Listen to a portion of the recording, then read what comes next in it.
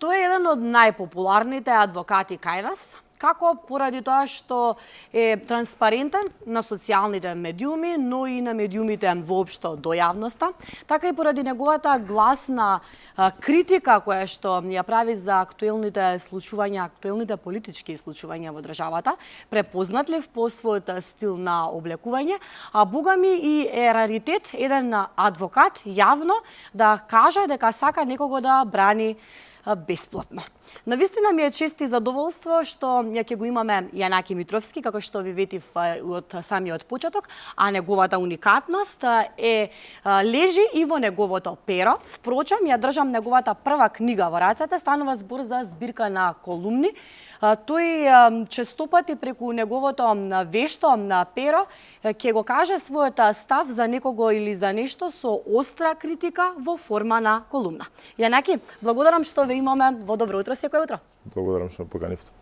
Разумен сомнеш е делото кое што е повод и причина за нашата утринска денешна средба. Што е она што го содржи разумен сомнеш? Дали тоа се колумни кои што се криеа по фиоките или веќе објавени колумни?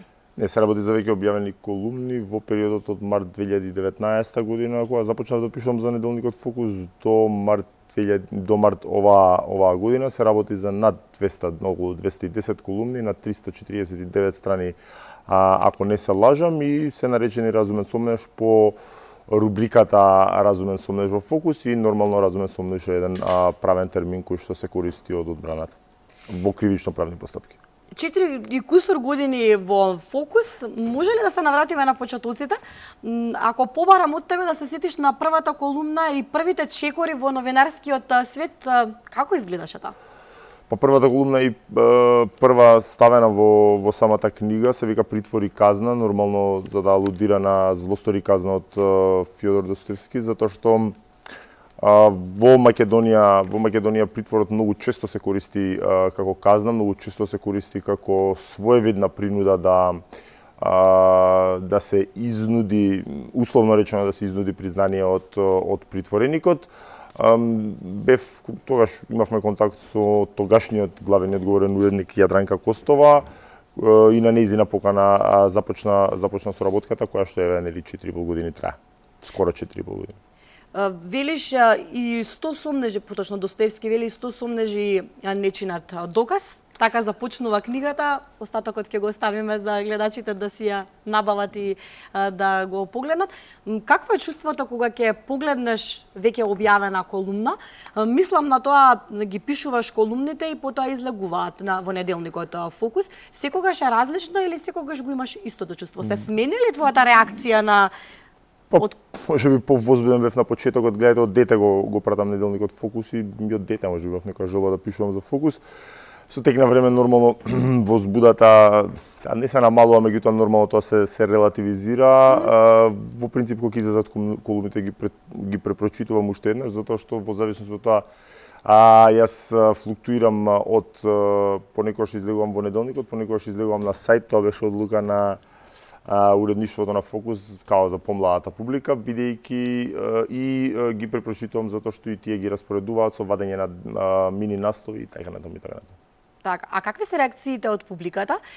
Ти во јавноста, затоа и неслучајно споменав дека си популарен токму преку таа твоја транспарентност на социјалните мрежи, лесно достапен за да те поканиме да бидеш гостин во медиумите, јавноста те знае, дел од луѓето навистина ти веруваат, го почитуваат твојот збор. Има ли реакција од типот на во инбокс да ти пишуваат сакаме да напишеш за ова, да даваат предлози за одредена тема, нестрпливи ли се за да ја чекаат новата колумна да излезе? Какви се реакциите на публиката? Воглавно се позитивни, во принцип не сум добил до сега негативни, сега да не излезен или ова погрешно бидам сватам, воглавно не сум добил негативни критики, меѓутоа од негативни критики, особено ако се во конструктивна насока, и не треба да се бега, например такви негативни критики, но конструктивни на почетокот добивав и од самата Јадранка Костова, се во насока, нели, затоа што тоаш ми било новитет, и се во насока да се утаначиме како треба да изгледа една колумна, која што нели ќе подразбира и послободен стил на напишување, меѓутоа и од друга страна не треба да биде беседа и предавање, да не биде предолга, да не биде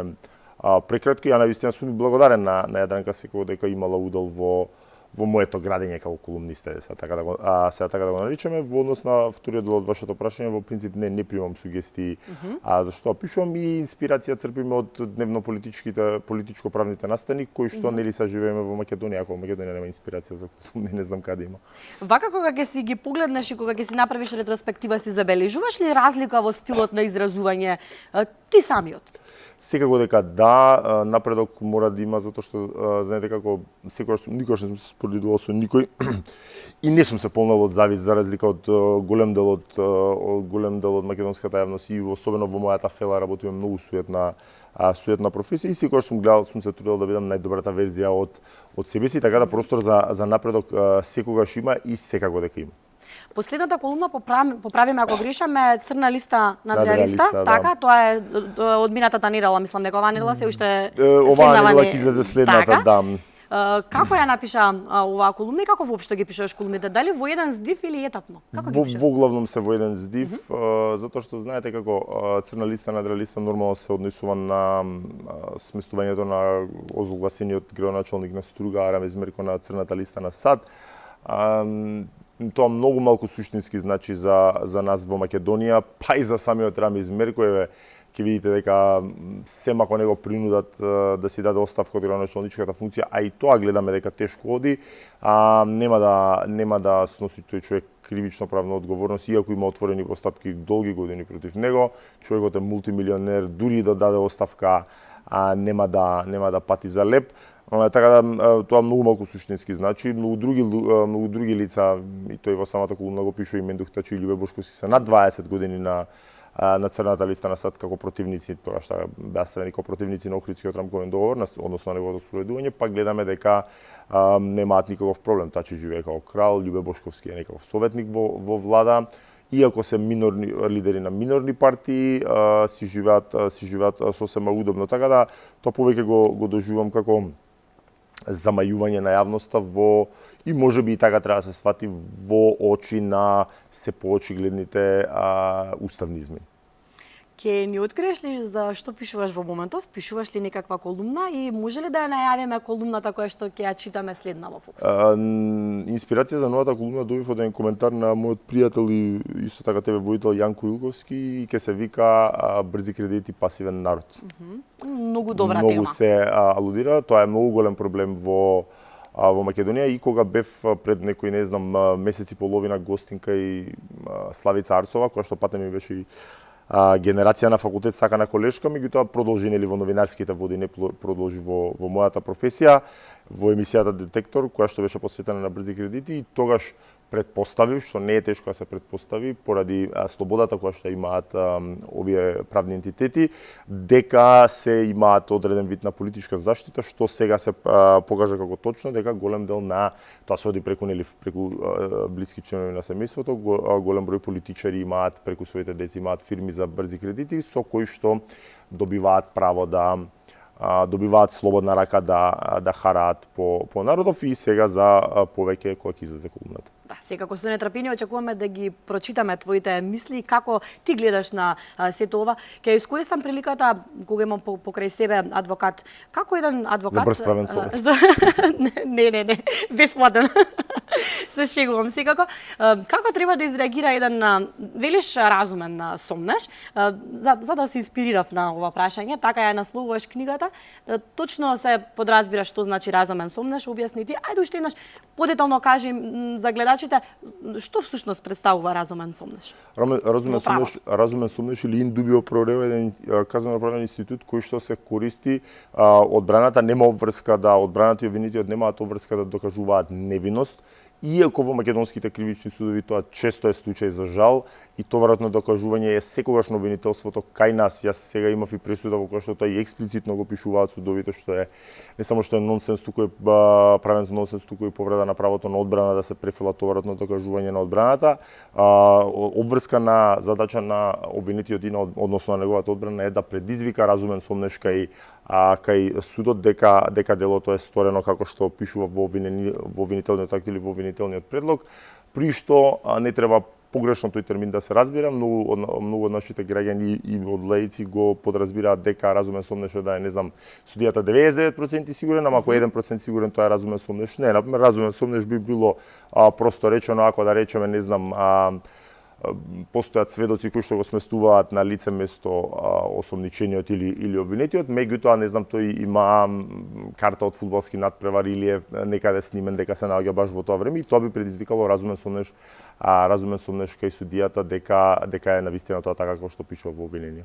Како треба да изреагира еден адвокат доколку му дојде клиент и побара од него да биде бранет, а од километар се гледа дека лицето, односно човекот кој што доаѓа, е виновен? Во однос на прво сме должни по Кодекс на адвокатска етика да не прифаќаме предмети за кои што нема ни минимум изгледи да се добијат, меѓутоа тоа да се добијат повеќе се однесува на во граѓанско правна смисла. Во кривично правна смисла, секако дека како обранители сме свесни дека не соработуваме со Симон Трпчевски, односно дека соработуваме со луѓе кои што воглавном се од криминална фела, иако постојат и луѓе кои што не имаат модус вивенди криминалот, туку се работи за инцидентни кривични дела, не знам, сообраќајна незгода и така натаму. Така да во однос на тоа би требало да се оперираме од предрасуди, и тоа дали е некој виновен или не, затоа што во тој случај никој не би требало ништо да работи како одбрана, и кај јавноста ова ви е добро прашање затоа што е лаичко и ми е разбирливо, меѓутоа знаете како секогаш кога се даваат оценка за некој кој што е осомничен или обвинет, јас тоа и на последното мое предавање на правниот факултет, тоа беше во октомври 2022 година на Јустинијан, им го кажував на студентите дека секогаш треба да размислувате како да сте вие на обвинителна клупа и да се најдете вие на обвинителна клупа, дали би сакале да бидете судени во една законита постапка или да бидете судени врз основа на предрасуди. Напротив, четка на мојата сопруга баш тоа го збореше, демек па зашто е обвинет ако не е виновен, што е доста лаичко и доста поразително разбирање, но е разбирливо за човек кој што не е од фелите. Да, за пошироката јавност, што би се рекло.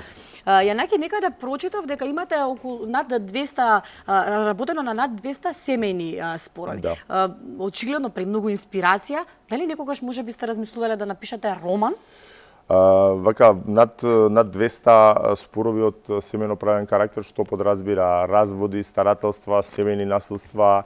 Тоа е една доста емоционално исцрпувачка област за работење, затоа што за жал во добар дел од случаевите родителите се, да речеме, неразбрани, па се светат меѓу себе преку децата, што е многу погрешен пат да се фати, и една моја драга судика која што сега излезе во пензија од семејниот одел на граѓанскиот суд Скопје, кажуваше, што јас го прифаќам и многу често го повторувам, дека со разводот треба проблемите да завршат, а не да се мултиплицираат, затоа што нели да би било убаво, не би било развод. Во однос на вториот дел од вашето прашање, Александра, од октомври месец ќе започнам со пишување на баш книга роман, која што ќе да наговести. Да, која што наговестите, која што ќе се вика Адвокатот, и ќе третира нормално со анонимни информации, ќе третира вистински случаи од мојата работа, и тука би застанале за да нели не откриваме. Одлично, да не откриваме премногу, имав уште многу прашања. Само за крај накусо, секогаш постои една вистина или понекогаш постојат и две вистини? Ова беше прашање кое што исто така го третирав на предавањето на правниот факултет, затоа што кога ги прашав студентите што ви е професионална цел во животот, една студентка ми рече да бидам праведна како вас, велам во ред, меѓутоа одите во судници, јас сметам дека сум во право, спротивната страна исто така смета дека сте во право, така да во судници има три вистини или три правдини, тоа е мојата, на спротивната страна и на судот. Ви благодарам многу. Подсетуваме, нашата средба беше повод за нашата средба беше разумен сомнеш. Во понеделник ќе биде промоција на книгата, промоција на збирката колумни ќе се случи во понеделник на 26 со почеток од 18:30, ќе бидеме таму негде до кај 20-23 часот во Баду бар во Портавлаја. Ги поканиме сите гледачи. Готвите ли, Јанаки? Тук таму најосновни работи, да.